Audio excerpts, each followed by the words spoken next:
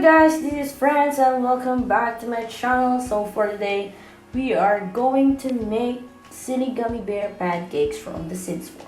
If you're playing The Sims 4, for you to be able to make this one, your sim must be in playful mode.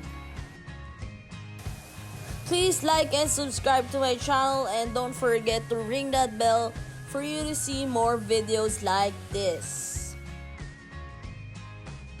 So for the ingredients, I used Maya pancake mix, then 1 egg, 2 tablespoons of butter or oil, 3/4 cups of water, and the gummy bears.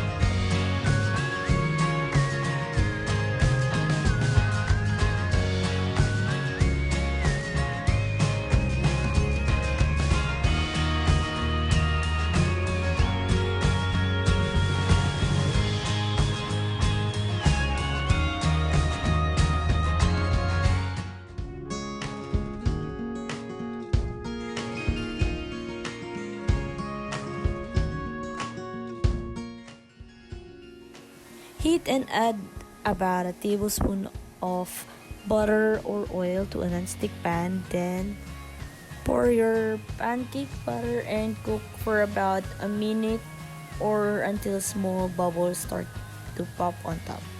But don't forget to put the gummy bears, then flip and cook for another 15 to 30 seconds and repeat until butter is finished.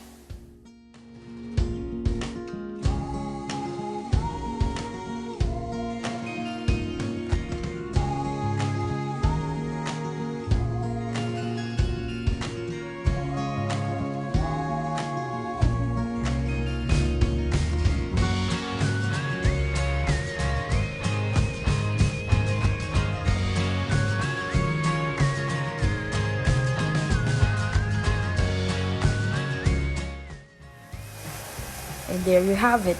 I promise you this is really good and sweet. Please don't forget to like this video and subscribe to my channel. See you again soon. So soon.